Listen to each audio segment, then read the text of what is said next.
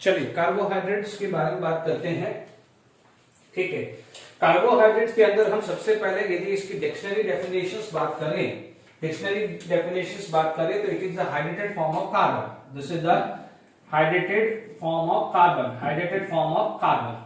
ठीक है, यानी कार्बोहाइड्रेट, कार्बो वर्ड आया है कार्बन से, हाइड्रेटेड वर्ड आया है फ्रॉम वाटर, इसीलिए इसका जनरल फॉर्मूला जो बोला जाता है CxH2O बोला जाता है। ठीक है, बट फिर भी क्या हो जाएगा, यहां पर यदि हम बात करें, देखिए यहां पर यदि फिर भी हम बात करें रामनोस की बात करें, ठीक है, तो यदि यहां पर रामनोस की बात करें तो C6H12O5 आता है। तो दिस इज एक एक्सक्लूसिव केस जहां पर ये फॉर्मूला नहीं लगता है। अदरवाइज जो कार्बोहाइड्रेट है वो जनरली कहां से मिलता है, प्लांट से मिलते हैं। देखिए यदि आप कार्बोहाइड्रेट के लिए बात करें तो रोटी, कपड़ा और मकान, वो याद रखिए। रोटी यानी क्या हो जाएगा, it is present in the food में है, स्टार्च फूड है, स्टार्च फॉर्म में है, सेलुलस फॉर्म में है। तो स्टार्च है या सेलुलस है, सेलुलस यानी वुड, उससे अपना मकान के लिए काम आता है। ठीक है, और स्टार्च यानी जो भी है आपका कपड़ा है, कॉटन है या कोई भी फाइबर है, वहां पर ये यूज किया जाता है। इसलिए कार्बोहाइड्रेट को याद करिए, उससे रोटी यानी खाना मिलता है, कपड़ा यानी क्लोथ मिलता है, मकान यानी हाउस यानी वुड मिलता है। ठीक है, तो यहाँ पर जो भी कार्बोहाइड्रेट है, जैसे आप बात करें प्लांट है, प्लांट से स्टार्च मिल रहा है और सेलुलस मिल रहा है, वो नेचुरली होता है। ठीक है, तो यानी क्या हो जाएगा, ये प्लांट है और नेचुरली अकरिंग होता है, Is it clear to all of you? This is naturally occurring. ठीक है, आप डे टू डे लाइफ में कार्बोहाइड्रेट पढ़ते हैं तो आप पढ़ते हैं ग्लूकोज, आप पढ़ते हैं, आप शुगर पढ़ते हैं। शुगर को आप क्या बोलते हैं, सुक्रोस बोलते हैं, स्टार्च बोलते हैं जिससे कॉटन और सब जूट बनता है, और आप सेलुलस बोलते हैं जो वुड में जनरली होते हैं, बहुत सारे यूज होते हैं। These are the general form. ठीक है, यदि आप इसकी स्टार्च की बात करें तो यहां पर जो कार्बोहाइड्रेट है उसके अंदर जो ग्रुप होता है वो एल्डिहाइड ग्रुप होता है, as well as ketone group होते हैं। या तो एल्डिहाइड ग्रुप होगा या कीटो ग्रुप होता है। ठीक है, अभी जैसे ग्लूकोज है तो उसके अंदर एल्डिहाइड ग्रुप होता है, और फ्रक्टोज है तो उसके अंदर कीटोन ग्रुप होता है। Clear to all of you? ठीक है, यहां तक आप देखेंगे तो आपके पास जो भी कार्बोहाइड्रेट हैं, स्पेशली मोनोसेक्राइड और भी होते हैं, वो क्या हो जाते हैं, ऑप्टिकली एक्टिव भी होते हैं, और स्पेशली कौन से होते हैं, मोनोसेक्राइड्स। ठीक है, मोनो क्या हो जाएगा, सेक्राइड जो वर्ड आया है वो सैक्रीन से आया है। कहां से आया है, सेक्राइड्स, है ना, ये वर्ड आया है सैक्रीन यानी स्वीटनेस। तो ग्लूकोज और फ्रक्टोज के अंदर कुछ ना कुछ स्वीटनेस रहती है। तो these are the monosaccharide, generally वो होते हैं। ओके, अब आप देखो, यदि मैं मोनोसेक्राइड की बात करूं तो जनरली वो स्वीट इन टेस्ट होते हैं। ठीक है, इनमें से कई जो शुगर होती है, देखिए इनको जो बात करें तो इनको शुगर भी बोलते हैं। ठीक है, तो कई बार शुगर का मतलब स्वीट इन टेस्ट, ठीक है। अब इसमें कई बार टर्मिनोलॉजी आपको मिलेगा, reducing sugar and non reducing sugar. Monosaccharide होते हैं वो रिड्यूसिंग शुगर होते हैं, और जो डाइसेक्राइड होते हैं उसमें रिड्यूसिंग और नॉन रिड्यूसिंग दोनों साइड होते हैं, वो आगे हम पढ़ने वाले हैं। रिड्यूसिंग शुगर का मतलब क्या होता है, जैसे glucose and fructose are known as reducing sugar terminology इसलिए यूज करी है क्योंकि स्वीटनेस होती है उसके अंदर। तो जो भी ग्लूकोज है या फ्रक्टोज है, फ्रक्टोज है, these are the sweet in taste. Fructose तो बहुत ही ज्यादा स्वीट होता है। ठीक है, जैसे मान लीजिए सुक्रोज का रेफरेंस स्वीटनेस का 100 है, तो जनरली 160 से 170 फ्रक्टोज होगा। यू कैन इमेजिन कितना स्वीट होता है। तो ग्लूकोज क्या आ जाएगा, 60 के आसपास होगा, 50-60 के आसपास उसका एक रेफरेंस होता है। तो ग्लूकोज थोड़ा सा लेस स्वीट होता है। लैक्टोज जो मिल्क में प्रेजेंट होता है, वो क्या हो जाएगा, आप भी समझते हैं, जैसे आप बिना शुगर एडेड मिल्क डायरेक्टली पिए तो हल्का सा टेस्ट शुगर जैसा होता है, स्वीट होता है। तो लैक्टोज में बहुत लेस स्वीटनेस होती है, इसलिए जनरली एडवाइस दिया जाता है कि शुगर इंटेक जब कम हो तो बेटर है कि मिल्क पीना है तो आप डायरेक्टली मिल्क पीजिए। ठीक है, क्योंकि वो डायरेक्टली लैक्टोज हमारे में जाएगा, वो इतनी स्वीटनेस हमारी बॉडी को नहीं देता है। ठीक है, ये जनरली आपने पढ़ी है। तो सुक्रोज से स्वीटनेस आई, इसीलिए क्या हो जाएगा, जो यदि कार्बोहाइड्रेट स्वीटनेस होता है या स्वीट देता है उसे शुगर बोला जाता है। तो इसलिए कई बार टर्मिनोलॉजी आप रिड्यूसिंग शुगर और नॉन रिड्यूसिंग शुगर टर्मिनोलॉजी पढ़ेंगे। रिड्यूसिंग का मतलब जो रिड्यूस कर सके टॉलरेंस रीजन को और फैलिंग को। तो ध्यान से समझना, आगे हम पढ़ेंगे, ये भी पढ़ेंगे ऑप्टिकली एक्टिव। तो एक जनरल इंट्रोडक्शन मैंने दिया है रिड्यूसिंग शुगर या नॉन रिड्यूसिंग शुगर। जैसे आप पढ़ेंगे ग्लूकोज और फ्रक्टोज रिड्यूसिंग शुगर कहते हैं, सुक्रोज को बोलते हैं नॉन रिड्यूसिंग शुगर, माल्टोज जो माल्ट से आता है, आगे सब आने वाला है, मैं सब पढ़ाऊंगा, ठीक है। अभी जनरल इंट्रोडक्शन मैं दे रहा हूं। माल्टोज जो है वो होती है रिड्यूसिंग शुगर, है ना। लैक्टोज जो है वो क्या होती है, रिड्यूसिंग शुगर, ठीक है। यानी रिड्यूसिंग का मतलब जो टॉलरेंस रीजन और फैलिंग को दोनों को रिड्यूस कर दे। अब देखिए यहां पर अपने पास जो नेक्स्ट जो चीज आ जाती है क्लासिफिकेशन, ठीक है। Classifications of A carbohydrate. यदि मैं कार्बोहाइड्रेट का क्लासिफिकेशन करूं तो कार्बोहाइड्रेट का जो क्लासिफिकेशन जो आएगा, ठीक है, तो क्लासिफिकेशंस ऑफ कार्बोहाइड्रेट, ठीक है, क्लासिफिकेशन ऑफ कार्बोहाइड्रेट। तो आपके पास तीन जनरली क्लासिफिकेशंस होते हैं कार्बोहाइड्रेट के। पहला क्या हो जाता है, मोनोसैकराइड्स। क्या होता है, मोनोसैकराइड्स, ठीक है। अब आप देखो मोनोसैकराइड क्या होते हैं, जिसको हाइड्रोलिसिस करने पे कोई भी कार्बोहाइड्रेट के यूनिट नहीं मिलते हैं, यानी इनको जब भी हाइड्रोलिसिस करते हैं तो फर्दर हाइड्रोलिसिस नहीं होता है। आप क्या हो जाएगा, नो फर्दर हाइड्रोलिसिस। यहां पर क्या हो जाएगा, नो फर्दर हाइड्रोलिसिस, यानी आप इसका हाइड्रोलिसिस आगे नहीं कर पाते हैं। Is it clear? यहां पर नो फर्दर हाइड्रोलिसिस। इसका जो जनरल फॉर्मूला आता है C6H12O6 आता है, ठीक है। आप इसमें आप यूज कर सकते हैं ग्लूकोज, ठीक है, ज्यादातर यूज होता है, बाकी है ना ग्लूकोज है, एग्जाम्पल मैंने लिए हैं, जैसे यहां आया है, और आप फ्रक्टोज भी आता है। अब आप देखो इसके अंदर जो नेमिंग है वो कैसे होती है। जैसे मान लीजिए आपके पास फॉर्मूला CHH2OY है, ठीक है। अब आप देखिए CHH2OY है, कार्बन आपको काउंट करना है, कार्बन 3 है, 4 है, 5 है या 6 है, ठीक है। अब जो नेम आ जाएगा, कार्बन 3 है तो ट्राई और ओस आएगा सफिक्स, है ना। ये क्या हो जाएगा, टेट्राओस, है ना। ये वर्ड आ जाएगा पेंटाओस। Is it clear?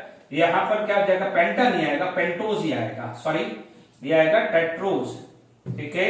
यह आएगा टेट्रोज, पेंटोज, और ये क्या हो जाएगा, हेक्सोज, और 7 होगा तो हेप्टोज हो जाएगा, 7 होगा तो हेप्टोज, ठीक है।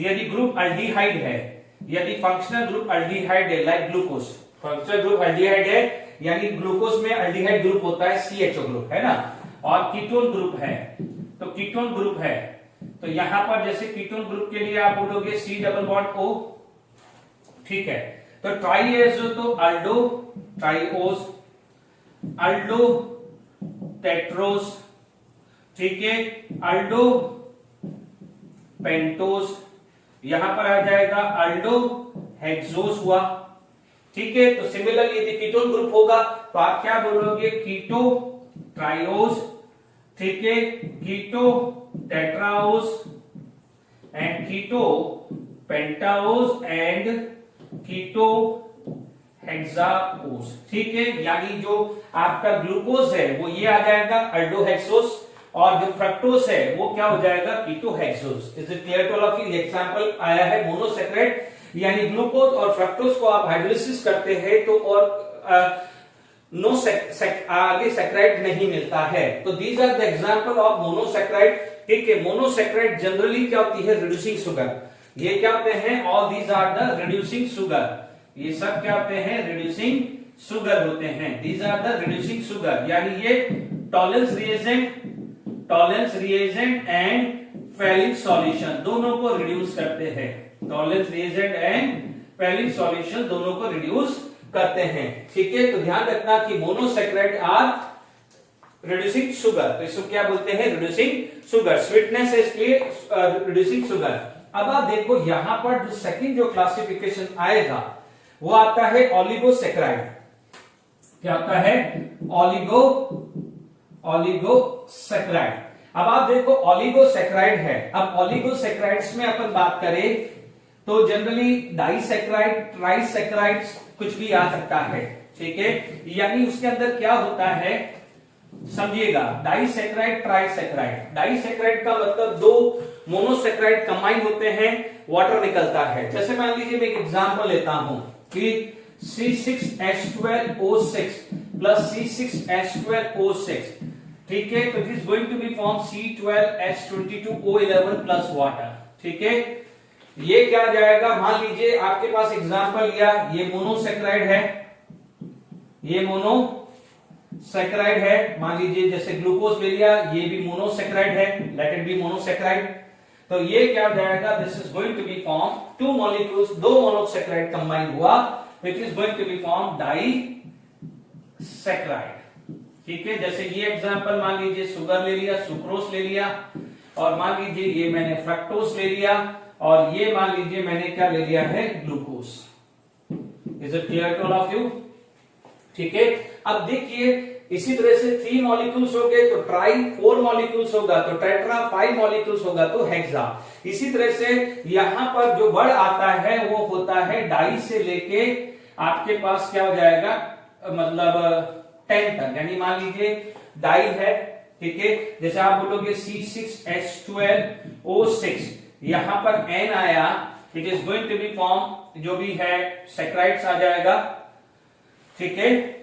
सॉरी, यहां पर ये N आया है, this is N, this is N, ये क्या हो जाएगा C6H12O5 N plus N water. Generally अपन N वाटर मान के चले, ठीक है, ठीक है। जनरल बता रहा हूं मैं, इसमें ये एग्जैक्टली फॉर्मूला नहीं है, बट ठीक है, मैं ट्राई कर रहा हूं कि इसमें से H2O निकल जाए। यदि मैं ये H2O ले लूं तो ये 10 ले सकता हूं, ठीक है। ये मैं जनरली बना रहा हूं, ठीक है ना बच्चों, मैं जनरली एक स्ट्रक्चर बना रहा हूं जिसमें आपको क्लियर हो जाए, ठीक है। तो आप ये समझ लीजिएगा, यहां पर जो N की वैल्यू है वो आ जाती है 2 से लेके 10 तक आता है, उसे क्या बोलते हैं, ऑलिगोसैकेराइड। यानी ऑलिगोसैकेराइड का मतलब जब हाइड्रोलिसिस करते हैं, यहां पर जब ऑलिगोसैकेराइड्स हैं, ऑलिगोसैकेराइड्स,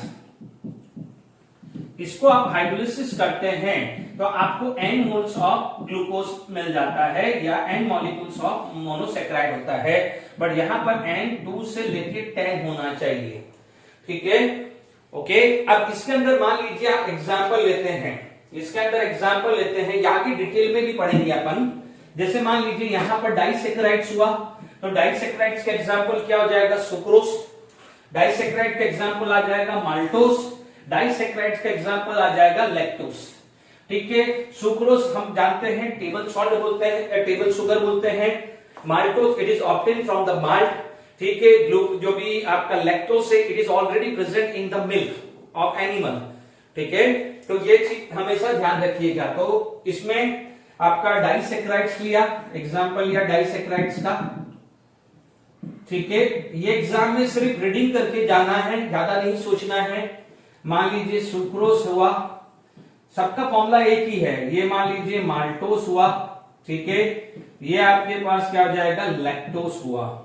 इन सबका फॉर्मूला C12H22O11, C12H22O11, C12H22O11, सबका यही होता है। आगे डिटेल में पढ़ाने वाला हूं, अभी सिर्फ इंट्रोडक्शन है। इसमें ये क्या हो जाएगा, नॉन रिड्यूसिंग शुगर। क्यों होता है वो सब एक्सप्लेन करूंगा डायग्राम बनाने के बाद, डायग्राम के बाद समझ में आएगा ये। अभी सिर्फ लिख लो, ये आ जाता है रिड्यूसिंग शुगर। ये एमसीक्यू में जेडपी नीट में बहुत इंपॉर्टेंट है, reducing sugar, which of the following is reducing sugar. तो यानी मोनोसैकेराइड होना चाहिए, ठीक है, या डाइसैकेराइड होना चाहिए, except sucrose. Sucrose is non reducing sugar. क्यों होती है वो मैं अभी आगे एक्सप्लेन करने वाला हूं, आप सिर्फ नोट करके रखिए। इसके बाद क्या होता है, इसके बाद जो आता है नेक्स्ट जो होता है या लास्ट कैटेगरी आती है, वो होती है पॉलीसैकेराइड्स। ये क्या होती है, पॉलीसैकेराइड्स, ठीक है। थर्ड कैटेगरी जो आपकी आ जाती है which is non as polysaccharides. देखिए पॉलीसैकेराइड्स क्या होता है, उसमें आपका पॉलीमराइजेशन हो जाता है। यानी आप देखेंगे कि मान लीजिए ग्लूकोज है C12O6, इसका पॉलीमराइजेशन है तो C6H12O 5n मान लीजिए और n वाटर ले लिया, ठीक है ना, ये फॉर्मूला आएगा तो ये पॉलीमराइजेशन हो जाता है, ठीक है। बट ये ध्यान रखना है कि दिस इज टेस्टलेस होती है, इनसॉल्युबल इन वाटर होता है, बाकी सब सॉल्युबल इन वाटर आता है।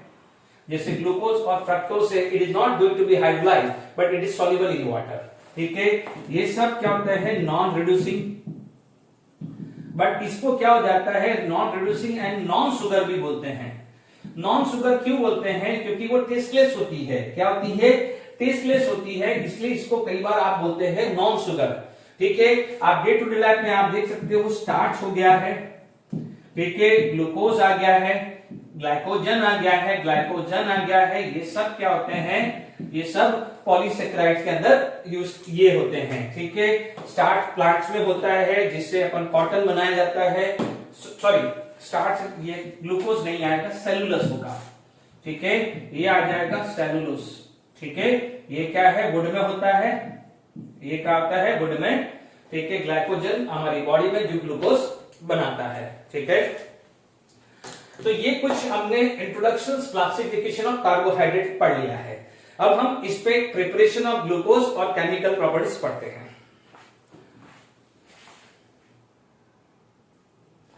चलिए प्रिपरेशन ऑफ ए ग्लूकोज से स्टार्ट करें। सबसे पहले यदि मैं बात करूं फ्रॉम सुक्रोज या केन शुगर, यदि केन शुगर बात करें तो आप देखेंगे, मान लीजिए आप हाइड्रोलिसिस कर रहे हैं, हमें पता है hydrolysis can be done in dilute condition, dilute HCl, dilute H2SO डाल सकते हैं। We know that C12H22O11 plus H2O, this is going to be formed C612 and C6H12O6, ठीक है। आप कोई भी एसिड डाल सकते हैं, you can use dilute HCl या डाइल्यूट H2SO, ठीक है। यहां पर आपके पास आ जाएगा सुक्रोज, ये आ जाएगा ग्लूकोज और ये आ जाएगा fructose. Is it clear to all of you, ठीक है। दूसरा चीज जो आ जाती है दैट इज फ्रॉम स्टार्च आ जाता है। स्टार्च अपन ने अभी थोड़ी देर पहले पढ़ा है। स्टार्च क्या होता है, पॉलीसेक्राइड जो टेस्टलेस होता है, उसे नॉन रिड्यूसिंग नॉन शुगर भी बोलते हैं, ठीक है। फॉर्मूला भी पढ़ा है अपन ने C6H10O5, देखिएगा यहां पर C6H10O5, यदि आगे गलत लिखा है तो करेक्शंस कर दीजिएगा, ठीक है। यहां पर NH2O आया, ठीक है। यहां पर H प्लस 393 केल्विन 223 एटमॉस्फेयर आप ले रहे हो। सिंपल है, फटाफट से करते हैं। N मोल्स ऑफ ग्लूकोज मिल जाएगा C12O6 या N मोल्स ऑफ पॉलीसेक्राइड मिल जाएगा।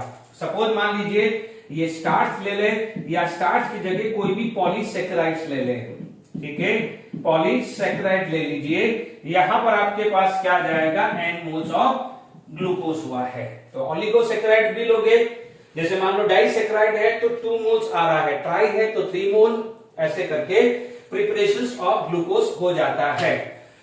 अब आप देखिए यहां पर आप बात करते हैं केमिकल प्रॉपर्टीज, ये बहुत इंपॉर्टेंट है, यानी स्ट्रक्चर। यदि आप ग्लूकोज का स्ट्रक्चर डिफाइन करना है, आगे करते हैं।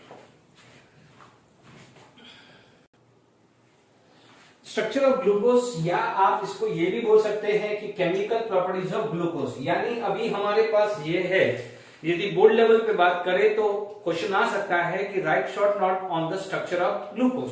यदि आप स्ट्रक्चर ऑफ ग्लूकोज में आप बात करेंगे तो सबसे पहले इसका जो मॉलिक्यूलर वेट होगा, मॉलिक्यूलर जो वेट है that is consider as a 180, ठीक है। मॉलिक्यूलर फॉर्मूला जो है वो है C6H12O6 is a molecular formula, and empirical formula जो आ जाएगा दैट इज CH2O। हालांकि CH2O इज इंपेरिकल फॉर्मूला, तो हर किसी का इंपेरिकल फॉर्मूला CH2O हो सकता है। फॉर एग्जांपल एसिडिक एसिड हुआ या फॉर्मल्डिहाइड हुआ, तो फॉर्मल्डिहाइड का भी क्या होता है, CH2O होता है, और एसिडिक एसिड का भी क्या होता है, CH2O होता है। तो ये नहीं समझना है कि empirical formula CH2O is only for monosaccharide. Is it clear? ये फॉर्मल्डिहाइड का भी हो सकता है इंपेरिकल फॉर्मूला, और एसिडिक एसिड CH3COOH, उसका भी इंपेरिकल फॉर्मूला ये होगा। Is it clear? ये दो चीज आ गई है। अब तीसरी चीज आपको पता करनी है कि स्ट्रक्चर पता करना है कि क्या है, कैसे स्ट्रक्चर बन रहा है।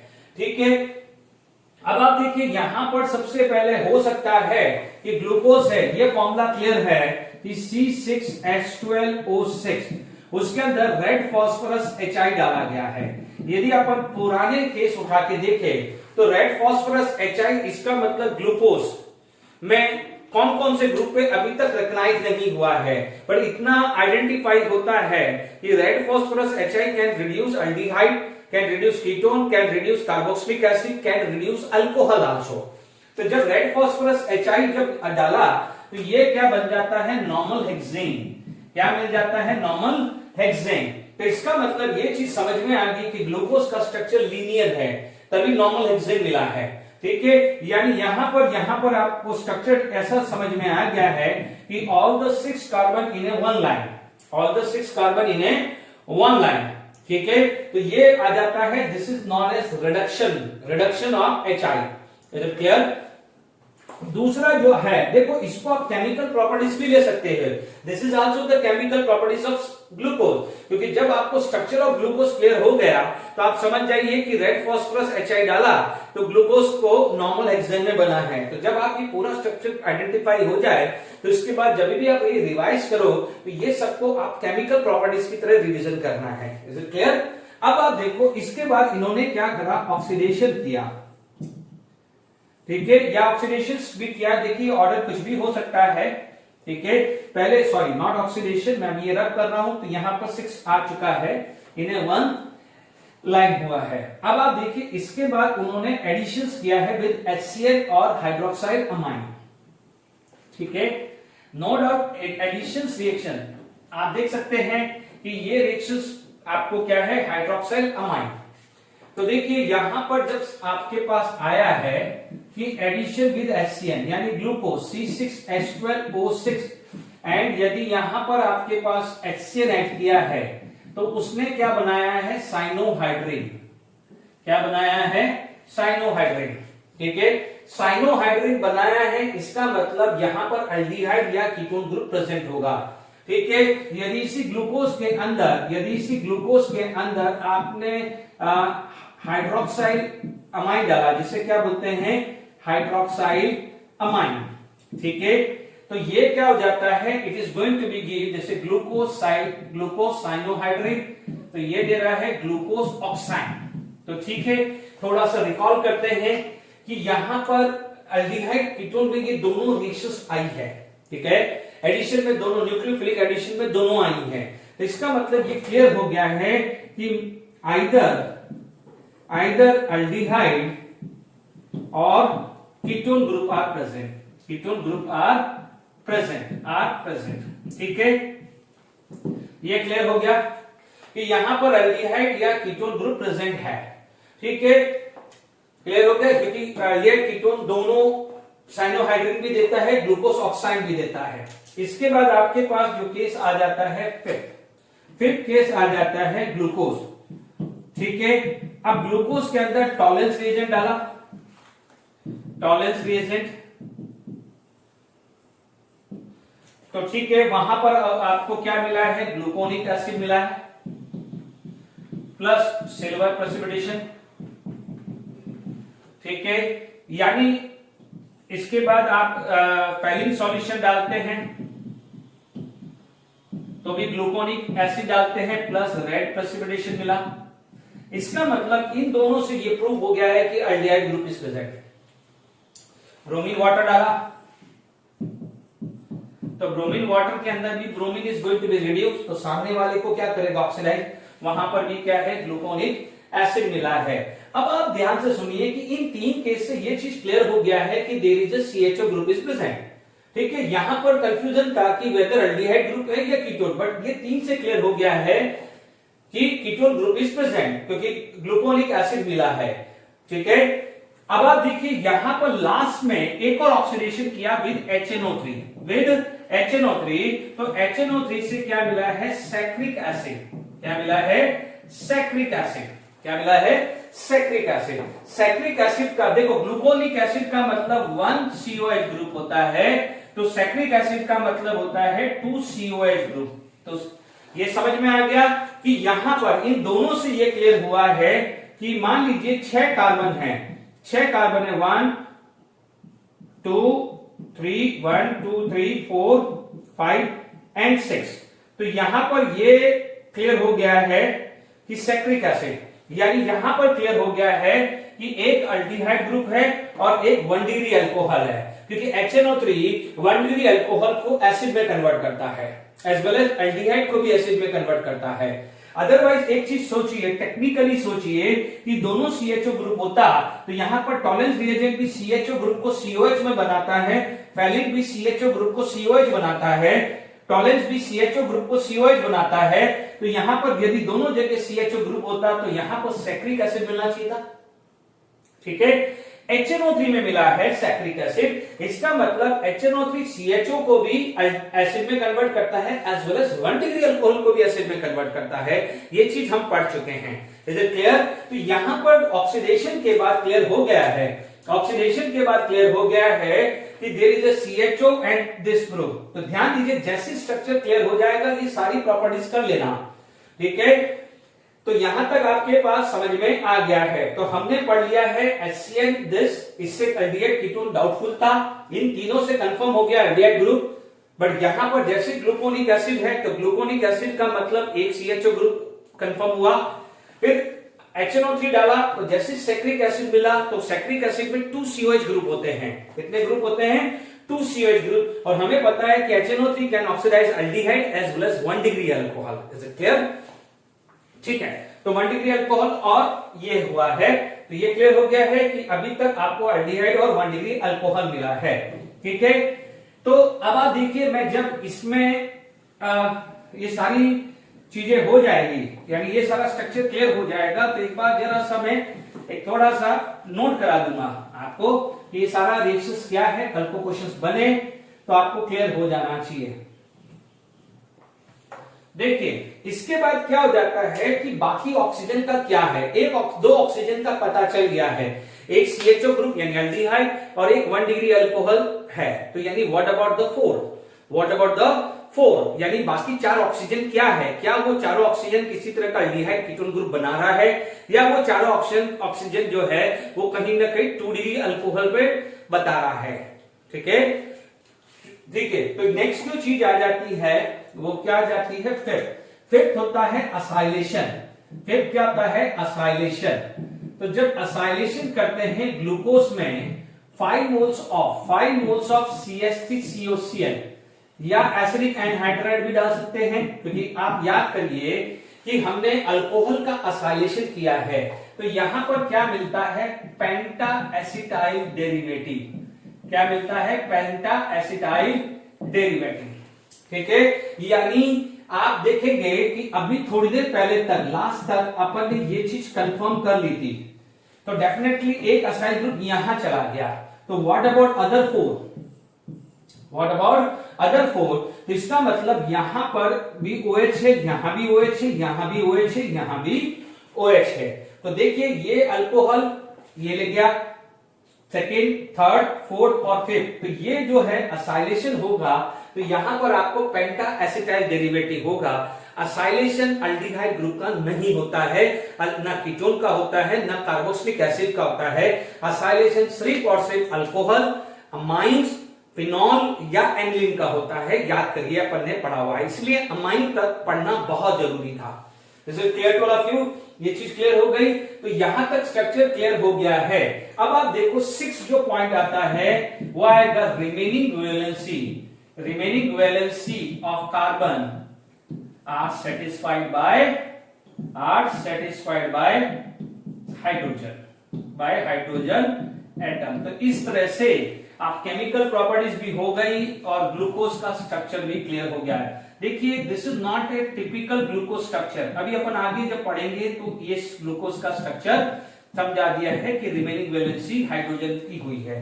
तो this is the structure of glucose, ठीक है, ठीक है, यहां तक क्लियर हुआ है। हालांकि स्ट्रक्चर ऑफ ग्लूकोज ओरिजिनली ये होता है, यानी 1 2 3 4 5 6 थर्ड वाले कार्बन के अंदर अरेंजमेंट उल्टा होता है। ठीक है, इसको क्योंकि ऑप्टिकली एक्टिव होता है तो D प्लस ग्लूकोज भी इसे बुलाया जाता है। Is it clear to all of you? तो यहां पर स्ट्रक्चर ऑफ ग्लूकोज कैसे बना है वो क्लियर हुआ है। ठीक है, अभी मैं थोड़ा सा एक बार सारी जो रिएक्शंस है वो लिख देता हूं। ठीक है, देखिए जो हमने अभी पढ़ा है उसको मैंने स्ट्रक्चर ले लिया कि let it be this is the structure. Red phosphorus HI होगा तो all alcohol as well as aldehyde get reduce and get convert into alkane, तो नॉर्मल हेक्सेन है। एसिन हुआ तो एसिन यहां पर एडिशन करेगा तो साइनोहाइड्रिन बनेगा यानी OH एंड Cl लगेगा। NH2OH है तो यहां से वाटर निकल जाएगा, तो this is going to be structure. बाकी सब में कोई प्रॉब्लम नहीं आ रही है। टॉलेंस रिएजेंट CHO को COH में कन्वर्ट करेगा, बाकी SH होगा। तो टॉलेंस रिएजेंट में ग्लूकोनिक एसिड है तो इसके अंदर टॉलेंस रिएजेंट आता है तो क्या बनेगा, Ag बन जाएगा, सिल्वर प्रेसिपिटेट हुआ। ठीक है, फेरिन सॉल्यूशन डाला तो आपको क्या मिल जाएगा, Cu2O आ जाएगा जो रेड प्रेसिपिटेट देगा। ब्रोमीन वाटर डाला तो ग्लूकोनिक एसिड मिलने वाला है। क्लियर? जब HNO3 है तो it can reduce aldehyde as well as 1 degree alcohol, इसलिए आपको क्या मिला है, सैक्रिक एसिड। और ये चारों कार्बन है वो ऐसे क्या ऐसे ही है, इसलिए इसको क्या लिखा है, CHOH 4 टाइम्स। ठीक है ना, ये समझ लीजिएगा। अब आप देखिए यहां पर ये चारों का साइलेशन ये हुआ है, 1 डिग्री का साइलेशन ये हुआ है, ये पेंटा एसिटाइल डेरिवेटिव है। एक और जो होता है generally need point of important आता है उसे बोलते हैं फिनाइल हाइड्राजिन। उसमें फिनाइल हाइड्राजिन से ग्लूकोजोन मिलता है। क्या मिलता है, ग्लूकोजोन। तो यानी वो एक टेस्ट के लिए भी आप यूज कर सकते हो, ग्लूकोज के टेस्ट के लिए भी।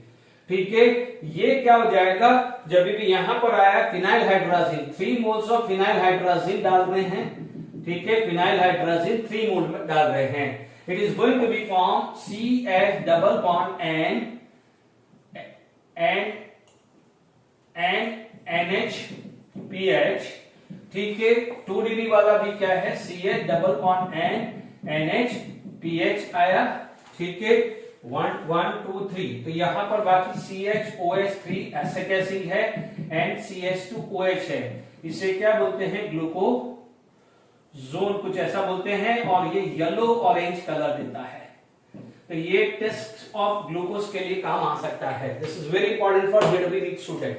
Is it clear? तो केमिकल प्रॉपर्टीज ऑफ ग्लूकोज हमारे पास क्लियर हो गया है। अब हम रख करते हैं, आगे पढ़ते हैं, स्ट्रक्चर ऑफ ग्लूकोज की बात करते हैं।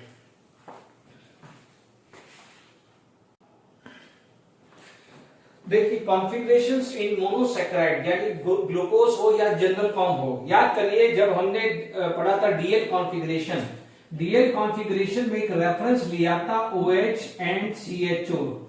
ये है CH2OH और H है, इसको हमने लिया था D प्लस ग्लिसरॉल्डिहाइड।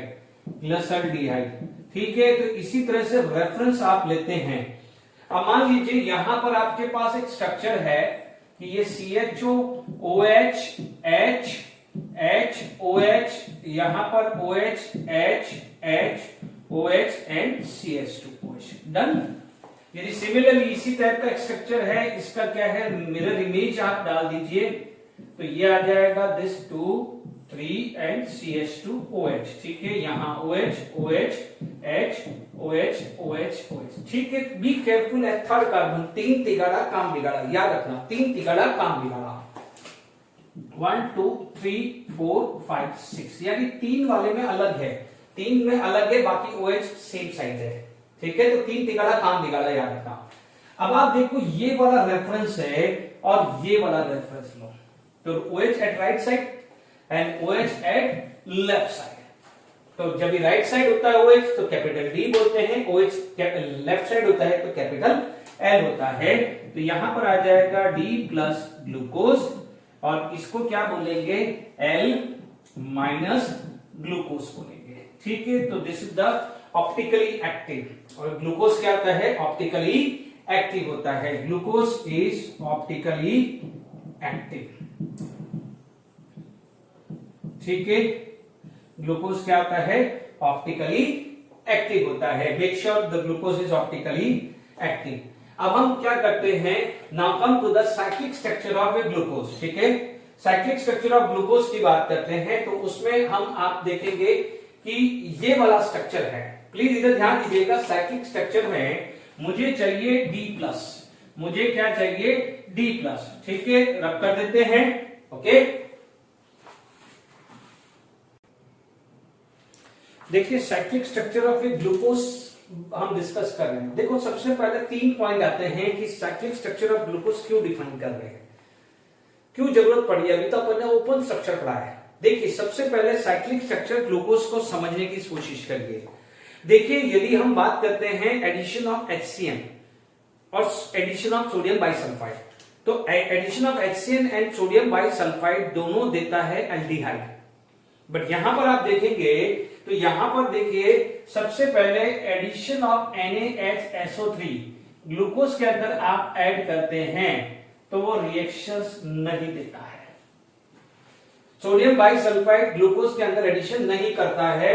दूसरा क्या हो जाएगा, ग्लूकोज के अंदर स्टिफ बेस डालते हैं, स्टिफ बेस डालते हैं या स्टिफ रिएजेंट बोले तो क्या है, इट कोई स्टिफ बेस टेस्ट नहीं देता है, जबकि स्टिफ बेस टेस्ट एल्डिहाइड देता है और सोडियम बाइसल्फाइड एडिशन एल्डिहाइड देता है। तो यहां पर क्वेश्चन मार्क क्रिएट कर दिया, इसमें यहां पर क्वेश्चन मार्क क्रिएट कर दिया है कि जरूरी नहीं है कि ग्लूकोज के हर फॉर्म में आपका CHO ग्रुप प्रेजेंट होगा, क्योंकि यदि CHO ग्रुप हमेशा प्रेजेंट होता तो सोडियम बाइसल्फाइड का एडिशन भी देता और स्टिफ रिएजेंट के साथ भी टेस्ट देता। Is it clear to all of you? Tollen दे रहा है, पैलिन दे रहा है, बट स्टिफ रिएजेंट नहीं दे रहा है। एडिशन विद HCl दे रहा है, बट सोडियम बाइसल्फाइड नहीं दे रहा है। और इसमें तीसरी चीज जो कंफर्म करता है साइक्लिक रिएक्शन, वो आता है म्यूटा रोटेशन। म्यूटा रोटेशन, ठीक है। ये 3 चीज जो है, ये 3 चीज, म्यूटा रोटेशन अभी मैं एक्सप्लेन करूंगा, इस डायग्राम से एक्सप्लेन करूंगा म्यूटा रोटेशन। तो ये 3 चीज से क्या हो जाएगा, ये क्लियर हो जाता है कि ऑलवेज CHO ग्रुप प्रेजेंट नहीं है। तो आप लिख लीजिएगा, it does not give addition reaction with sodium bisulphite, does not give Schiff reagent test and it can give mutarotation. Glucose can give mutarotation, जबकि एल्डिहाइड में म्यूटा rotation कभी भी हमने पढ़ा नहीं है, ठीक है।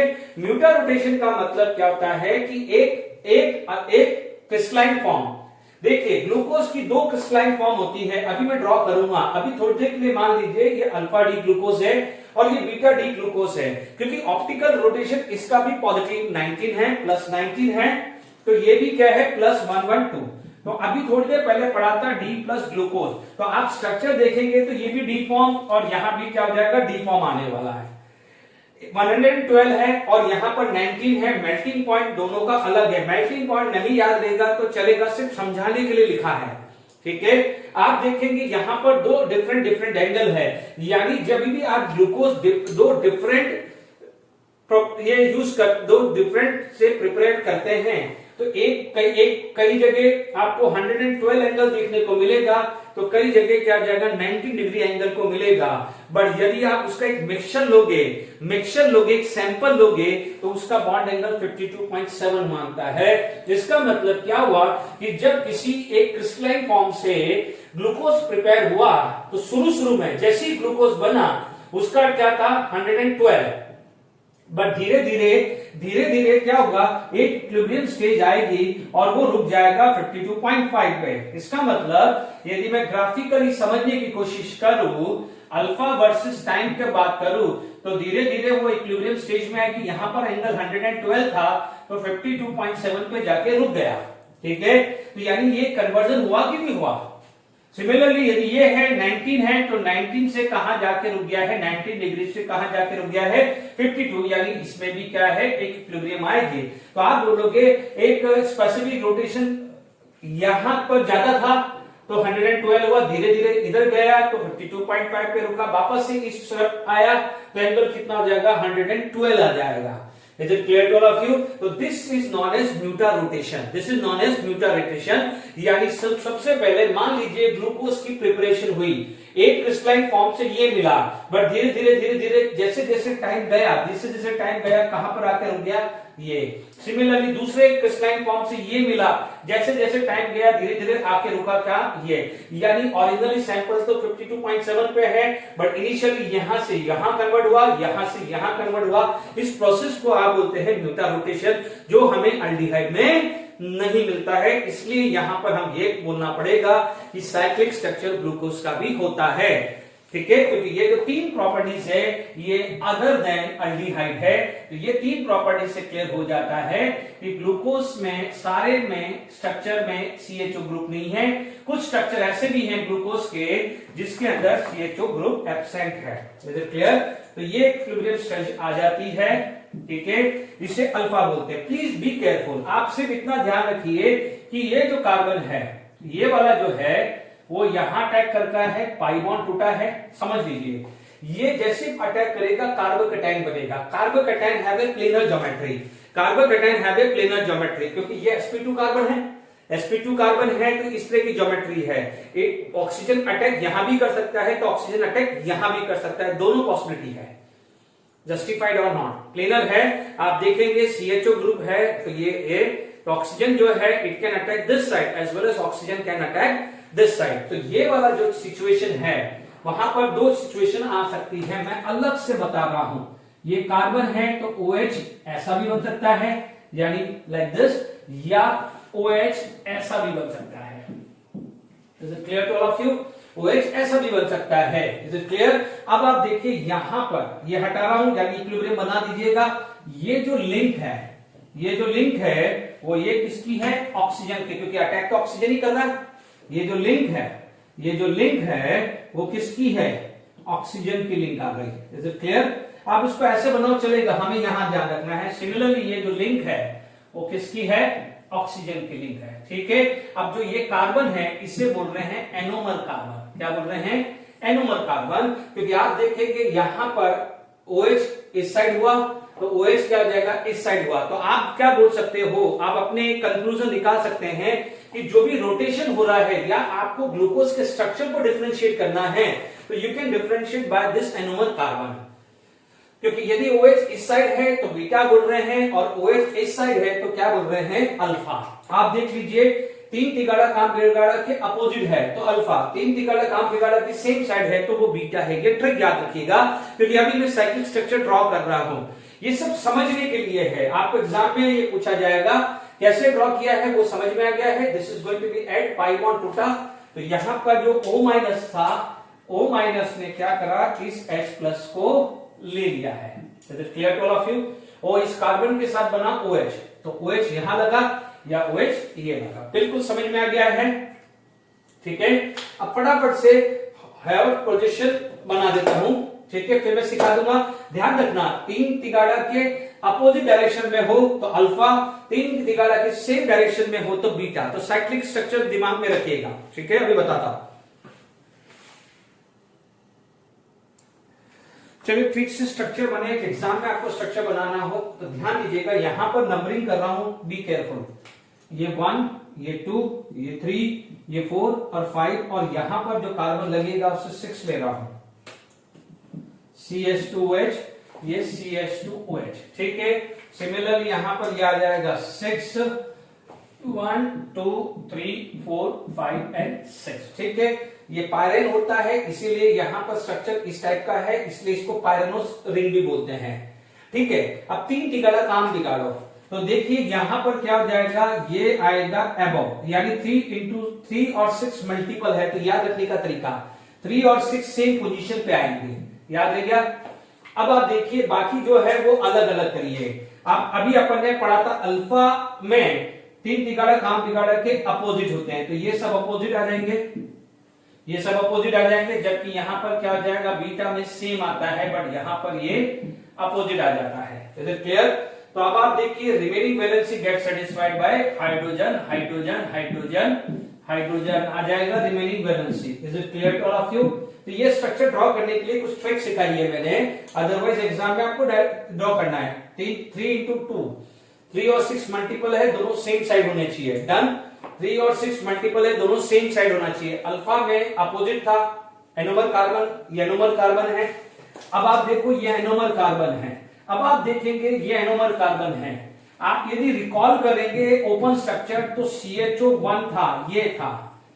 अब आप देखो यहां पर CHO क्लोज है, यहां पर क्या है? CHO क्लोज है। तो इसका मतलब जहां जहां कुछ कुछ जगह वो ओपन स्ट्रक्चर दे रहा था, तो कुछ जगह क्या है क्लोज स्ट्रक्चर दे रहा था। क्लोज स्ट्रक्चर की वजह से सोडियम बाइसल्फाइड से एडिशन नहीं दिया, सिर्फ रिएजेंट टेस्ट नहीं दिया, एज वेल एज उसने म्यूटा रोटेशन दिया जो अल्डिहाइड नहीं देता है। तो ये स्ट्रक्चर जस्टिफाई करता है वो तीन properties additionally other than aldehyde क्यों ग्लूकोज दे रहा है। बात समझ में आई कि नहीं आई?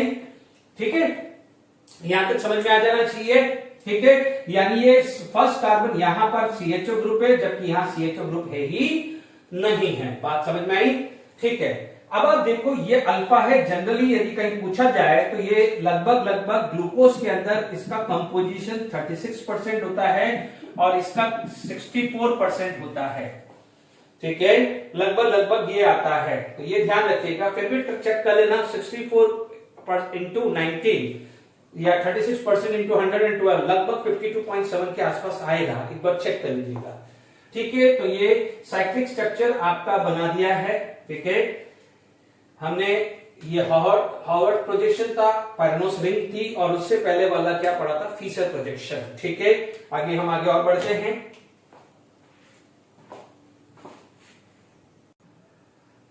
देखिए फ्रुक्टोज का स्ट्रक्चर है, यहां पर जो फ्रक्टोज से कीटो हेक्सोस फैमिली है, नो डाउट मॉलिक्यूलर फॉर्मूला यही होगा 6C6H12O6। ठीक है, अल्फा डी माइनस है, ध्यान रखना है इसका कॉन्फ़िगरेशन डी है, कॉन्फ़िगरेशन इज डी, बट इसके अंदर रोटेशन है वो माइनस है। ध्यान दीजिएगा, this is considered as specific rotation, this is considered as a structure. जो डी आता है वो इसकी वजह से आता है, OH राइट साइड, जो अंदर जो माइनस है वो एक्सपेरिमेंटली निकालना पड़ता है, ये -92 होता है। ये भी क्या होता है, this is also considered as a reducing sugar, यानी ये भी क्या जाता है टॉलरेंस रिएजेंट और पैलिक सॉल्यूशन को रिड्यूस कर देता है। बट यहां पर भी यदि साइक्लिक स्ट्रक्चर अपन देखें तो आप समझ सकते हैं कि यहां पर भी ये ऑक्सीजन फिफ्थ वाला अटैक करेगा। ध्यान से समझ लीजिएगा, तो ध्यान दीजिएगा वहां पर अल्डिहाइड के ग्लूकोज के अंदर ये H था, ग्लूकोज के अंदर क्या था, ये H था, देखिएगा, और वो कार्बन कौन सा था, फर्स्ट कार्बन, बट जबकि यहां पर क्या है, second is anomeric carbon. Anomer carbon जो है वो है सेकंड है, दिस इज एनोमर कार्बन। तो अभी आप ध्यान दीजिएगा, वही फंडा लगाना है कि तीन तिगाड़ा के अपोजिट साइड OH होगा, तीन तिगाड़ा के अपोजिट साइड OH होगा तो अल्फा, और सेम साइड होगा तो बीटा। ठीक है, अभी आप ध्यान दीजिएगा, टाइम वेस्ट नहीं करते हैं, फटाफट से स्ट्रक्चर बना देते हैं। तो यदि मैं मान लीजिए साइक्लिक स्ट्रक्चर लेता हूं, यानी साइक्लिक स्ट्रक्चर ऑफ फ्रक्टोज लेता हूं, if I am going to take a cyclic structure of fructose, is it clear? Fisher projection बना देते हैं। ठीक है, ठीक है, फटाफट से बनाते हैं। देखिए फटाफट से, इसमें ज्यादा टाइम नहीं करना है। देखिए मैं सिर्फ इतना भी समझाया था, second carbon is anomeric carbon. ठीक है, this is anomeric carbon, similarly this is anomeric carbon, this is anomeric carbon. तो ध्यान दीजिएगा ये ब्लॉक हो गया है। ओके, अब आप देखिएगा तीन तिगाड़ा, मैंने क्या कहा था कि एनोमेरिक कार्बन पे जो OH है वो अपोजिट होने चाहिए, यहां OH सेम है। ठीक है, तो ये क्या हो जाएगा, अल्फा डी माइनस फ्रक्टोज, और ये क्या हो जाएगा, बीटा डी माइनस फ्रक्टोज हुआ। Is it clear? तो अब आप देख सकते हैं कि OH अपोजिट हुआ तो अल्फा, OH सेम साइड हुआ तो बीटा। ठीक है, अब आप देख लीजिए यहां पर ये जो OH है, मान लीजिए मैंने 3 और 6 याद करिए, 3 और 6 याद करिए, 3 और 6 याद करिए। ठीक है, सॉरी यहां पर उल्टा मैंने बना दिया है क्योंकि यहां पर सेम साइड आएगा, सेम साइड आएगा, क्योंकि देखिए अल्फा में OH अपोजिट होता है, अल्फा में OH अपोजिट होता है, तो ये OH अपोजिट होगा, तो जबकि बीटा में OH क्या है, सेम साइड होता है। डन, अब इधर देख लीजिए, यहां OH अपोजिट कर दीजिए, यहां क्या हो जाएगा, फोर्थ पे H आ जाएगा, यहां H आ जाएगा, यहां CH2OH आ जाएगा, यहां H, यहां H, यहां OH अपोजिट होंगे, OH अपोजिट होंगे, फोर्थ पे H और H है। देख लीजिए 3 पे सेकंड और फोर्थ पे OH अपोजिट है, तो सेकंड और फोर्थ पे OH अपोजिट है। ठीक है, यहां पर फोर्थ पे ही OH अपोजिट है, तो फोर्थ पे ही OH अपोजिट है, जबकि सेकंड और थर्ड पे सेम साइड पे है। तो ये याद रखने का तरीका है। और OH थर्ड वाला और CH2OH 6 वाला सेम पोजीशन पे है, 3 2 जा 6, मैंने याद रखिएगा। ठीक है, ये ट्रिक से मैंने cyclic structure of fructose clear किया है। फटाफट से डाइसैकराइड्स कर लेते हैं। ध्यान से समझ लीजिए, डाइसैकराइड का स्ट्रक्चर याद रखने की है, वो सिर्फ एक बार एग्जाम से पहले ध्यान रीडिंग करके चले जाओगे तो क्लियर है। आपके पास 3 है। वन इज सुक्रोज, जिसको केन शुगर बोलते हैं, उसका हाइड्रोलिसिस करते हैं तो ग्लूकोज और फ्रक्टोज मिलता है, उसे नॉन रिड्यूसिंग शुगर बोला जाता है, because it does not reduce Tollens reagent Fehling solution. क्यों नहीं करता, मैं स्ट्रक्चर से अभी समझा देता हूं, क्योंकि स्ट्रक्चर डायरेक्टली ड्रॉ करूंगा। Maltose, it is obtain from the malt, ठीक है, it is going to be give glucose, 2 moles of glucose. Third is lactose, which is present in the animals milk, तो उसको आप क्या करोगे, जब हाइड्रोलिसिस करोगे तो it will give glucose and galactose. तो galactose is also one of the monosaccharide. तो ये 3 हैं, glucose plus fructose, 2 moles of glucose and galactose. Sucrose non-reducing sugar, maltose reducing sugar and lactose reducing sugar. ठीक है, ये ध्यान रखना है। डाइसैकराइड फटाफट से स्ट्रक्चर बना रहा हूं, फिर हम लेक्चर को वाइंड अप करेंगे।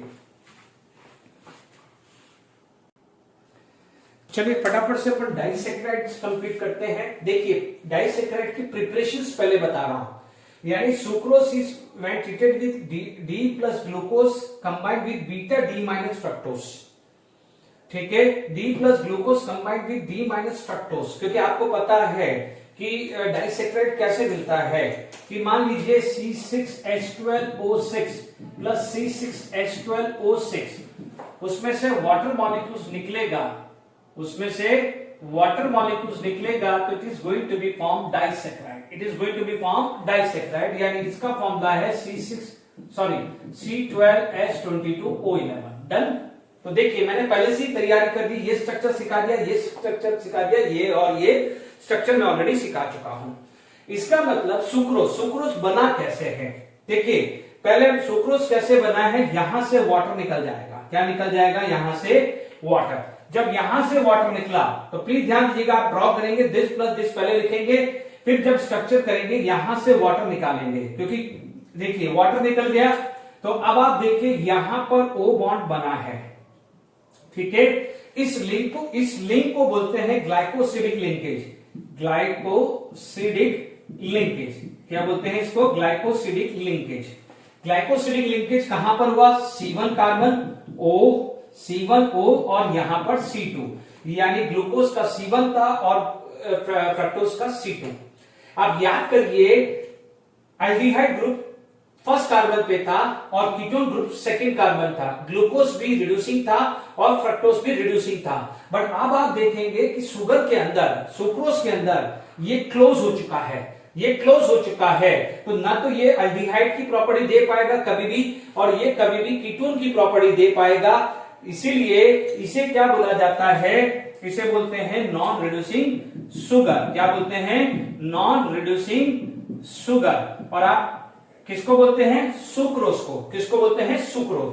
अब आप देखो सुक्रोज, ये स्ट्रक्चर सुक्रोज के लिए मैं लिख रहा हूं C12H22O11 प्लस वाटर, ठीक है, C6H12O6 प्लस C6H12O6 आता है। देखो सुक्रोज का जो एंगल आता है वो लगभग 66 डिग्री के आसपास आता है, राउंड ऑफ 66 के आसपास होता है। यानी इस सैंपल का जो अल्फा डी होता है वो आता है 66 आता है, ठीक है। ये लगभग क्या हो जाता है, ये आता है लगभग 52.7 और ये -92 आता है, ठीक है ना। तो ये जो मिक्सचर आता है तो लगभग अप्रोक्सीमेट 19 डिग्री से 20 डिग्री माइनस में कन्वर्ट हो जाता है, ठीक है। यानी इन दोनों का मान लीजिए 50% of this plus 50% of this करके देखो, लगभग 19 से 20 डिग्री माइनस में जाएगा, क्योंकि 50% इसका और 50% इसका होगा तो ये ज्यादा एंगल है ना, तो माइनस आएगा। तो अब आप देख लीजिए, पहले एंगल था पॉजिटिव, पहले एंगल क्या था, पॉजिटिव, पहले एंगल क्या था, positive, and it is going to be convert into negative. इसीलिए ये प्रोसेस को क्या बोला जाता है, इन्वर्जन ऑफ शुगर। क्योंकि जो सुक्रोज था उसका ऑप्टिकल रोटेशन डेक्स्ट्रोरोटेटरी था, तो जो मिक्सचर मिला है ग्लूकोज प्लस फ्रक्टोज का, उसका ऑप्टिकल रोटेशन क्या मिला है आपको, लेवो रोटेटरी। वो लगभग -19 से -20 डिग्री के आसपास देख लीजिएगा। ये तो क्लियर, तो क्लियर हुआ। क्योंकि जैसे आप हाइड्रोलिसिस करोगे, जैसे ये स्ट्रक्चर है सुक्रोज का, ये स्ट्रक्चर किसका हो गया है, अब this is the structure of sucrose, ये किसका स्ट्रक्चर हो गया, सुक्रोज हो गया। अब सुक्रोज को वापस से आप हाइड्रोलिसिस करोगे तो ये क्या मिल जाएगा, फ्रक्टोज, और ये क्या मिल जाएगा, ग्लूकोज। ठीक है, इसका 52.7 50%, इसका क्या हो जाएगा -92 50%, तो ओवरऑल कितना आएगा -20, इसीलिए इसे क्या बोलते हैं, इन्वर्जन। और सुक्रोज जो है इसको आप कहां पर मिलता है, केन शुगर से, ठीक है, सॉरी शुगर केन से मिलता है। ठीक है, माल्टोज जो है it is obtain from the malt से मिलता है। ठीक है, तो यहां पर भी यदि मैं इसका बनाऊं स्ट्रक्चर, तो प्लीज इधर ध्यान दीजिएगा, यहां पर आप देखेंगे यहां से वाटर निकलेगा, कहां से निकलेगा, वाटर यहां से। तो जो ग्लाइकोसिडिक लिंकेज है वो मिलता है C1OC4 पे। ठीक है, C1OC4 पे, बट ये ध्यान दीजिए this structure can be close और can be open, just like as a can be close and can be open, क्योंकि ओपन हो जाएगा तो वो क्या हो जाएगा, CHO ग्रुप यानी एल्डिहाइड की तरह बिहेव करेगा, और क्लोज होगा तो नॉन एल्डिहाइड। तो यानी इसमें चांस है, जबकि इस वाले में कोई चांस ही नहीं था कि कभी भी ओपन होगा, क्योंकि जब ओपन होगा तो बॉन्ड टूटेगा तो ग्लूकोज और फ्रक्टोज बनेगा, और ग्लूकोज और फ्रक्टोज को तो आप रिड्यूसिंग शुगर बोल ही रहे हैं ना। हम सुक्रोज की बात करें, सुक्रोज में तो ये लिंक होता है, तो कभी भी C1 C2 ओपन नहीं होगा। माल्टोज में ये यहां पर ताला लगा हुआ है, बट पीछे का दरवाजा तो खुला भी हो सकता है और बंद भी कर सकते हैं। खुला होगा तो वो रिड्यूसिंग शुगर, इसलिए माल्टोज को क्या बोला जाता है, रिड्यूसिंग शुगर, और सुक्रोज को क्या बोला जाता है, non reducing sugar. Very very important. Last में लैक्टोज खत्म करके वाइंड अप करते हैं। चलिए लास्ट में लैक्टोज कंप्लीट करते हैं, जिसको अपन मिल्क शुगर भी बोलते हैं, यानी मिल्क ऑफ एनिमल में मिलता है। यहां पर beta D galactose combined with beta D glucose. देखिए गैलेक्टोज में फर्क कहां आ गया है कि जो भी अपना 1 2 3 4 5 और 6 जैसे जो आपका अल्फा डी ग्लूकोज और बीटा डी ग्लूकोज से सेम स्ट्रक्चर ड्रॉ कर लीजिए, बट फर्क क्या हो जाएगा, यहां पर 3 तिगाड़ा काम बिगाड़ा और 4th वाला सेम होना चाहिए, ये दोनों सेम होना चाहिए। तो ग्लूकोज और गैलेक्टोज में यहां फर्क हो जाएगा। देख लीजिए ग्लूकोज में 4th नीचे है, 3 तिगाड़ा के नीचे है, तो गैलेक्टोज में क्या है, दोनों सेम है। 1 एनोमेरिक से कोई मतलब नहीं है, गैलेक्टोज में 3 4 सेम है, जबकि ग्लूकोज के अंदर 3 और 4 अपोजिट होता है, बस इतना फर्क है, बाकी सेम ही है। ठीक है, यहां पर आप देखेंगे यहां से वाटर गया, यहां से OH, यहां से OH गया तो ये O ये आ जाएगा, यहां पर C1OC4 ग्लाइकोसिडिक लिंकेज होगा। Once again this can be open as well as close, that's why this is non as reducing sugar. तो आप ध्यान रखना सुक्रोज के अंदर C1OC4 था, बट वो क्लोज C1OC2 था, C1OC2, तो C1 भी ब्लॉक C2 भी ब्लॉक, इसलिए नॉन रिड्यूसिंग शुगर। माल्टोज में C1OC4 था, दोनों ग्लूकोज लिए थे, बट वहां पर C1 ओपन था, इसलिए रिड्यूसिंग शुगर। ये ओपन भी हो सकता है ना, ये कहीं लिंक थोड़ी है, यहाँ ताला थोड़ी लगा हुआ, ताला तो यहाँ लगा हुआ है, इसलिए ये ओपन है, ओपन भी हो सकता है, क्लोज भी हो सकता है, इसलिए रिड्यूसिंग शुगर। सिमिलरली यहाँ भी ताला यहाँ लगा है, ये ओपन या क्लोज हो सकता है। ठीक है, आज हमने बहुत अच्छे से कवर किया डाइसैकेराइड। नेक्स्ट लेक्चर में हम बात करेंगे पॉलीसैकेराइड। बहुत ज्यादा फर्क नहीं है, ये डायग्राम सारे एक बार ड्रॉ कर लीजिएगा, और हम प्रोटीन्स न्यूक्लिक एसिड के बारे में बात करेंगे। विटामिन सिर्फ एनसीईआरटी बुक में है, एक बार रीडिंग करके चल जाने का है। Till then enjoy, thank you very much.